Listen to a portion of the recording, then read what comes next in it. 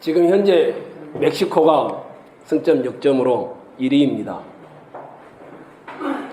그 다음에 스웨덴과 독일이 2위입니다. 스웨덴이 3점, 그리고 독일도 3점입니다. 그리고 이제 한국이 4위입니다. 승점 빵점입니다. 지금 러시아에서 열리고 있죠. 근데 그 전에 지역 예선이 있습니다. 이거를 예선전 또는 전초전, 월드컵 전초전 이렇게 부릅니다. 아마 여러분들 아무도 기억 못 하실 겁니다. 독일 사람이었던 스틸리케 감독이 이끌었던 것이죠. 우리는 아시아 지역 예선의 B조에 속해 있었습니다. 거기에는 시리아, 카타르, 중국, 우즈베키스탄, 대한민국, 이란 이런 나라들이 있습니다. 그 중에서 두 나라만 올라가는 것이었습니다. 이란과 대한민국이 올라갔습니다. 그 예선전에서 대한민국은 4승 3무 3패를 했습니다. 그래서 2위로 올라가게 된 것이었습니다. 본 시합이 월드컵 32강이 있기 전 지역마다 있는 이 시합을 예선전 또는 전초전 이렇게 부릅니다.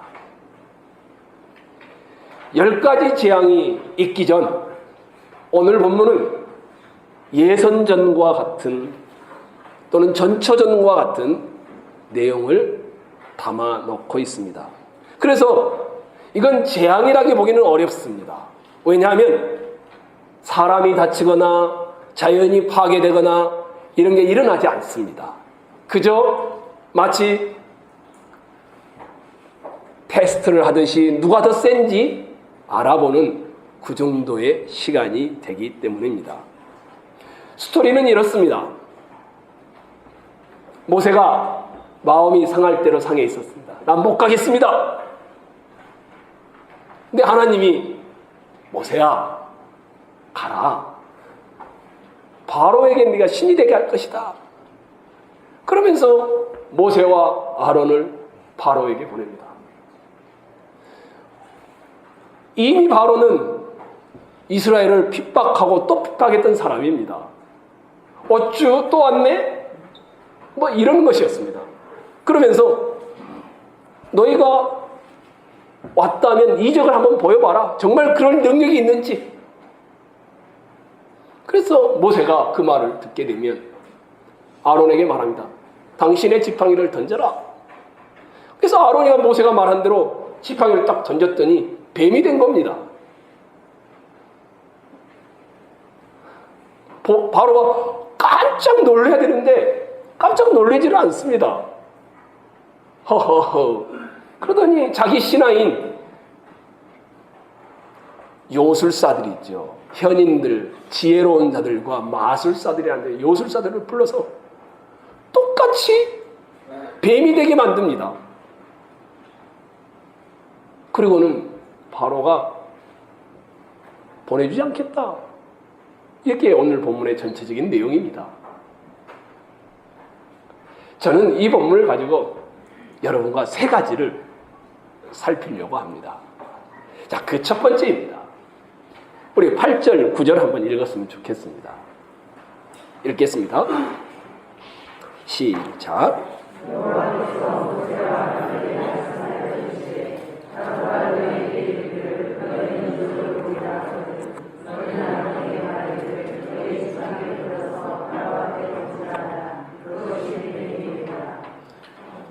모세와 아론이 바로에게 가서 여호와께서 명령하신 대로 행하여 아론이 바로와 그의 신하 앞에 지팡이를 던져 뱀이 된지라. 이적을 보여라. 그래서 모세가 이적을 보여줍니다. 지팡이가 뱀이 되는 겁니다.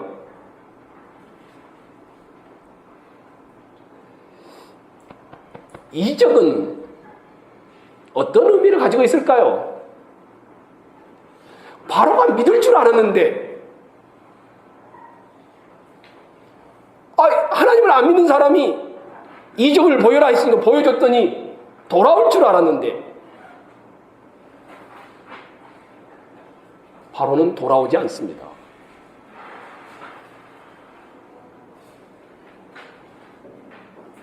이적은 안 믿는 불신자에게 하나님이 살아계시다는 것을 조금은 보여줄 수 있습니다. 하나님을 알 수 있는 기회가 주어질 때도 있습니다. 충격을 받을 때도 있습니다.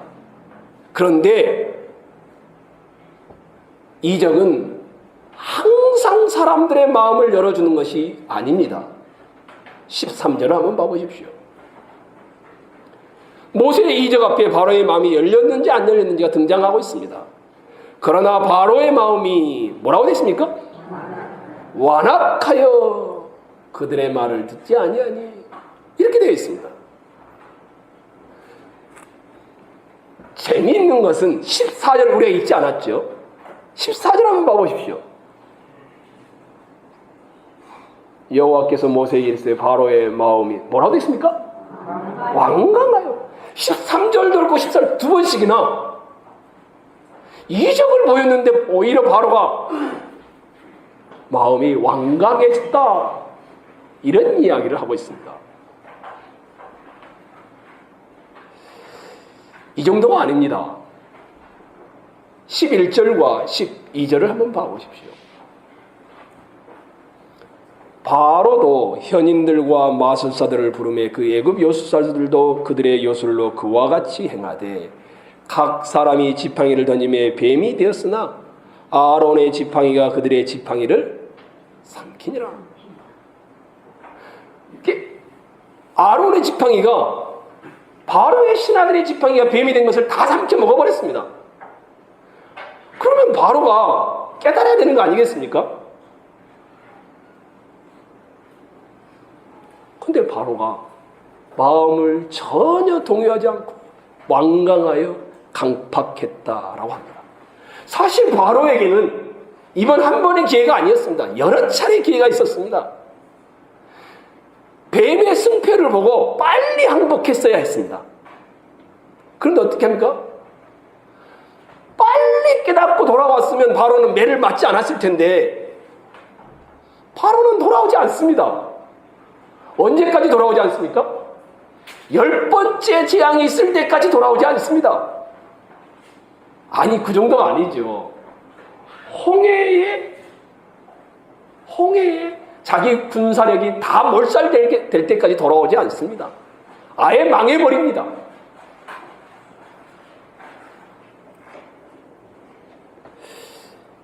바로는 이적을 보여라, 내가 믿겠다 했는데 믿지를 않습니다. 아론의 뱀이 자기 신하들의 뱀을 다 삼킨 걸 보면서 믿지를 않습니다. 성경은 이렇게 말합니다. 마음이 완강하여. 바른 교만으로 인해 하나님을 거역하고 스스로 멸망의 길을 향하여 가고 있는 모습을 설명해 놓기를 마음이 완강하여, 완고하여, 강팍하여, 이렇게 표현합니다. 하나님이 자기 능력을 보여주는데 마음이 교만하고 마음에 자기가 가득하고 욕심이 가득 차 있는 사람은 하나님의 손길을 보지도 못하고 인정하지도 않습니다. 하나님의 말씀이 들려와도 몸은 앉아있지만 이 마음이 교만한 사람들은 듣지 않습니다. 고로 가장 필요한 게 뭘까요? 하나님의 말씀을 말씀으로 듣고 하나님의 신비한 간섭을 보기 위해서 가장 필요로 하는 것은 이적이 아니라 각자 마음에 겸손함, 이것이 있지 않으면 절대 믿지 않습니다.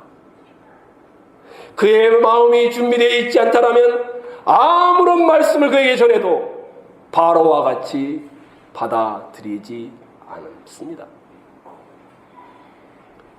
혹시 예수님이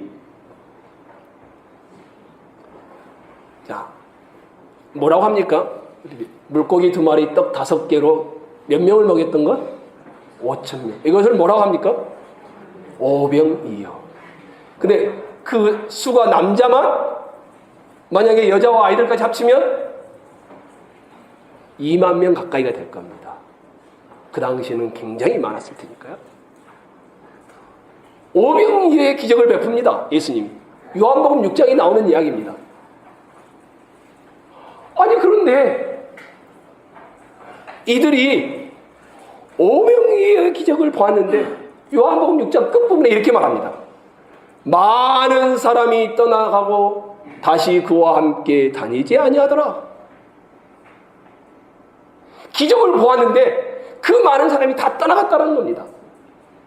그런데 요한 왜 떠나가냐면 이렇게 말합니다. 예수님이 이 말을 했기 때문이다. 너희가 나를 찾는 까닭은 먹고 배부름을 위하여서였지 썩을 양식을 위하여 일하지 말고 영생하도록 있는 양식을 위하여 일하라. 이 말씀을 듣고는 이들이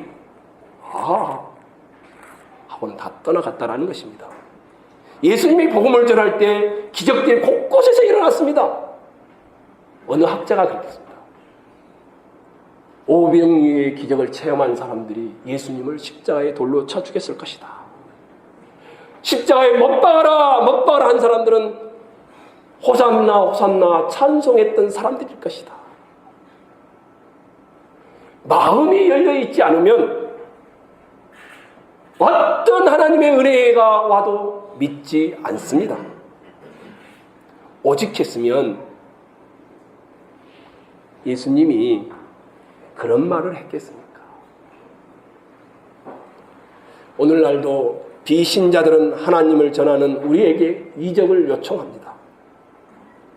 이적을 본다고 불신자가 하나님께 돌아와 항복하는 일이 일어나는 것은 극히 드뭅니다.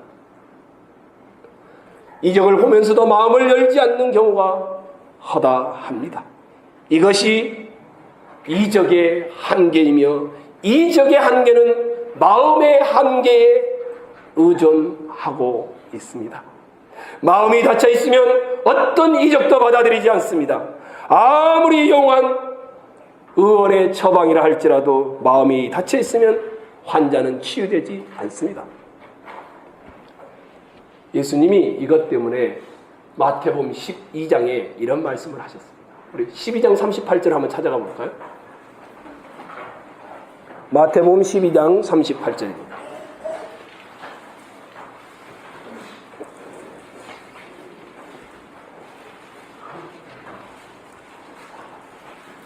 마태복음 12장 38절로 41절입니다.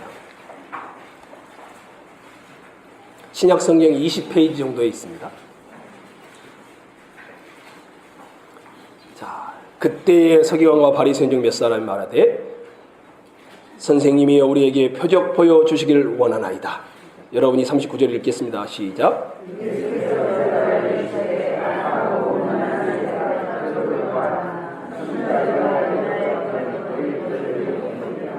요나가 밤낮 사흘 동안 땅속에 있으리라. 41절 여러분이 읽겠습니다.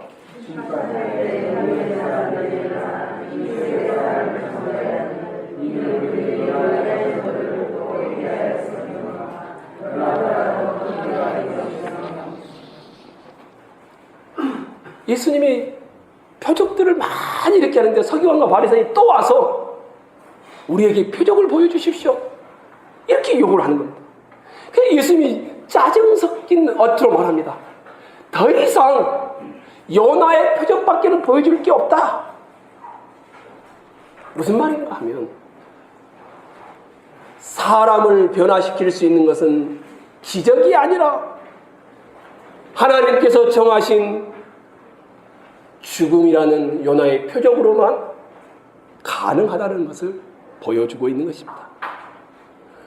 예수님이 십자가에 달리는데 밑에 있는 사람들이 뭐라고 합니까?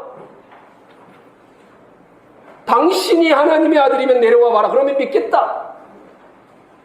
예수님이 내려가지 않았습니다. 결코 사람은 기적으로 변화가 일어나지 않습니다. 고린도전서 1장에 이런 말씀이 있습니다. 하나님의 지혜에 있어서는 이 세상이 자기 지혜로 하나님을 알지 못하므로 하나님께서 전도에 미련한 것으로 믿는 자들을 구원하시기를 기뻐하셨도다. 유대인은 표적을 구하고 헬라인은 지혜를 찾으나 우리는 십자가에 못 박힌 그리스도를 전하니 유대인에게는 거리끼는 것이요 이방인에게는 미련한 것이로되. 유대인들은 표적을 그렇게 추구합니다. 이방인들은 지혜를 그렇게 추구합니다. 근데 그들은 십자가를 믿지 않는다고 합니다. 그러면서 십자가의 도가 멸망하는 자들에게는 미련한 것이요 구원을 받는 우리에게는 하나님의 능력이라는 기적이 임한 것이라고 합니다. 십자가가 믿어진다. 십자가 나의 죄 때문이라는 사실이 믿어진다. 이 사람은 기적을 이미 체험한 사람이라는 겁니다. 가장 위대한 기적은 뭐냐면 저 실패와 저 저주와 저 좌절의 십자가가 나 때문이라고 믿어지는 것, 이것보다 더 큰 이적이 없다라고 사도 바울이 말합니다. 그래서 그것은 설득으로나 이적으로 되는 것이 아니고 전도의 미련한 방법으로 된다라고 묘사하고 있습니다. 오죽했으면 예수님이 뭐라고 합니까? 심령이 가난한 자는 천국이 그들의 것이며 심령이 가난하지 아니하면 결코 십자가가 믿어질 수가 없습니다. 교만과 자기 확신과 탐욕이 가득 차 있는 사람은 종교로 기독교를 가질 수는 있을지 모르지만 십자가의 기적이 믿어지지 않습니다. 이 시간 여러분의 마음은 어떤지 한번 봐보십시오. 십자가가 믿어지십니까? 여러분은 기적 중의 기적을 만난 것입니다. 절대 지혜로 믿어지지 않습니다. 이적으로도 믿어지지 않습니다. 혹시 여러분 중에 바로와 같이 마음의 교만과 아집과 마음의 강팍함이 있으십니까? 버리십시오. 내려놓으십시오. 이사야서 57장 15절 오늘 묵도하면서 읽었죠. 이렇게 말합니다. 내가 높고 거룩한 곳에 거하면 또한 통회하고 울며 마음이 겸손한 자와 함께 있나니 이는 겸손한 자의 영을 소생시키며 통회하는 자의 마음을 소생케 하려 함이라. 이게 아이러니입니다. 자기에게는 희망이 없다라고 겸손한 자를 하나님이 구원하겠다는 겁니다. 자기를 보며 울고 있는 자를 하나님이 회복시키시겠다는 겁니다. 그 사람만 십자가가 기적으로 다가오는 것입니다. 사랑하는 형제 자매 여러분, 마음을 열면 내 일상이 다 기적이라는 사실로 다가오게 되어 있습니다. 마음이 열어지면 여러분과 저의 강팍했던 그리고 고집스러웠던 탐욕들이 주의 십자가 앞에 비추어짐으로 씻어지게 되어 있습니다. 오늘날 너희가 그의 음성을 듣거든 노하심을 격동할 때와 같이 너희 마음을 강팍해 하지 말라. 마음이 강팍하면 내게 있는 수많은 감사들이 절대 보이지 않으면 기적이 보이지 않습니다. 기적은 여러분의 마음의 겸손함으로부터 출발합니다. 강팍하지 마십시오. 마음의 욕심들을 다 내려놓으십시오. 그리고 그리스도의 십자가 앞에 서보십시오. 그렇게 되시기를 축원합니다. 두 번째는 다시 11절과 12절 출애굽기 7장 11절과 12절을 보십시오. 봤으면 한번 읽겠습니다. 네, 여기 앞을 보고 한번 읽으시죠. 11절 12절 읽겠습니다. 시작.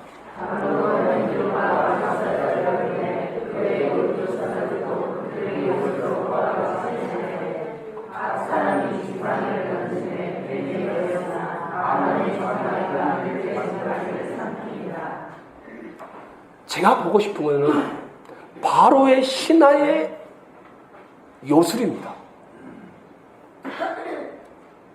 가장 중요한 것 중에 하나입니다. 불신자들은 기적을 일으킬 수 있을까요? 없을까요? 불신자라니까 여러분 좀 안 다가오죠. 그럼 불교에는 기적이 있을까요? 없을까요? 무슬림에는 기적이 있을까요? 없을까요? 힌두교에는 기적이 있을까요? 없을까요? 기적이 다 있습니다. 다 있습니다. 이방 세계에도 기적이 있다는 사실을 기억하셔야 합니다. 주님을 모르는 사람들도 얼마든지 신비한 기적을 일으킬 수 있습니다. 그래서 주님이 이렇게 말했습니다. 그날에 많은 사람이 나더러 이르되 주여 주여 우리가 주의 이름으로 귀신을 쫓아내며 주의 이름으로 많은 권능을 행하지 아니하였나이까 하리니 내가 너희를 도무지 알지 못한다. 불법을 행하는 자들아 내게서 떠나가라. 주님을 모르는데 귀신을 쫓아내고 주님을 모르는데 치유가 일어날 수도 있고 주님을 모르는데 일이 잘 풀리는 기적이 일어난다는 겁니다. 여러분이 아까 유현재 집사님과 읽었던 본문 마태복음 24장에 24절입니다. 제가 읽어드릴게요. 거짓 그리스도들과 거짓 선지자들이 일어나 그냥 표적이 아니라 큰 표적과 큰 기사를 보여 할 수만 있으면 택하신 자들도 미혹하리라.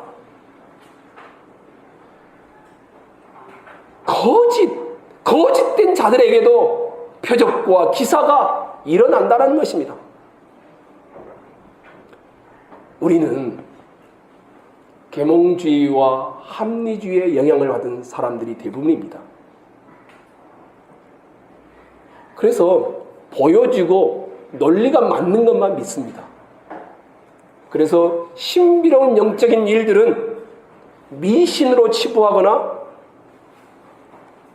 존재 자체를 거부하는 시대에 살고 있습니다.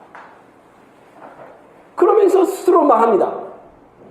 인간을 쓸데없는 공포에서 해방시켰다. 한편에 일리가 있죠. 그러나 다른 한편으로 인간 경험과 이성의 틀 너머에 있는 영적인 실체, 귀신의 존재에 대하여 이들은 부정하는 겁니다. 그러나 성경은 분명히 말합니다. 인간 이성 너머에, 경험 너머에 이적과 악한 영의 활동이 있다는 사실을 말입니다. 애굽의 요술사들이 눈속임을 한 게 아닙니다. 악한 영의 도움을 받아 실제로 기적을 뱀이 되게 한 겁니다. 이것뿐만이 아니죠. 다른 일도 일어나죠. 이렇게 하면 두 번째에서 적용점이 두 가지가 나옵니다. 첫 번째는 하나님이 계시고 사단이 있고 사단의 대리자가 바로와 신하들이 있고 하나님의 대표하는 모세와 아론이 있구나.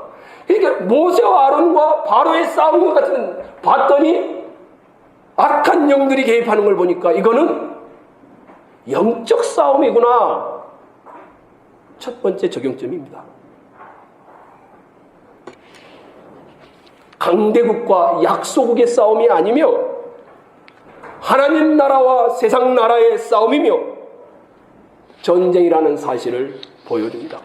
모세와 바로의 싸움이 아니라 강대국과 약소국의 싸움이 아니라 민중과 가진 자의 싸움이 아니라 이것은 하나님 나라와 세상 나라의 싸움인데 모세와 아론이 대리하고 있을 뿐이구나. 그러면 우리도 매일 똑같이 삶의 문제에 직면해 살아갑니다. 편안할 날이 별로 없습니다. 기억하셔야 될 게 하나 있습니다. 사람을 통하여 나를 괴롭히고 나를 못 살게 하지만 이 싸움은 사람과의 싸움 너머에 뭐가 있다는 사실을요? 영적인 실체가 있다는 사실을 기억하셔야 합니다. 단순히 보여지는 세상은 악하고 우리는 선하다는 이런 싸움이 아니라는 것입니다. 하나님 나라와 세상 나라의 싸움에 나는 그 싸움에 존재하고 있다는 것입니다. 또 하나 보아야 할 것은 이방 사람들도 기적을 행하고 있습니다.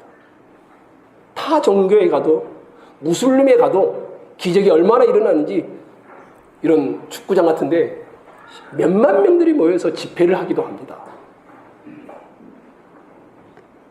데살로니가 후서 2장 9절에 이런 말씀이 있습니다.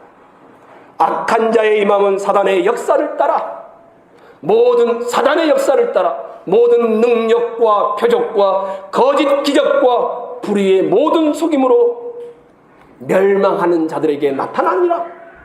기적이 일어난다고 해서 하나님의 역사다 아니라는 겁니다. 두 번째 적용점은 기적을 쫓으시면 안 됩니다. 기적이 일어나는 곳에, 신비한 일이 일어나는 곳에 따라가서는 아니 됩니다.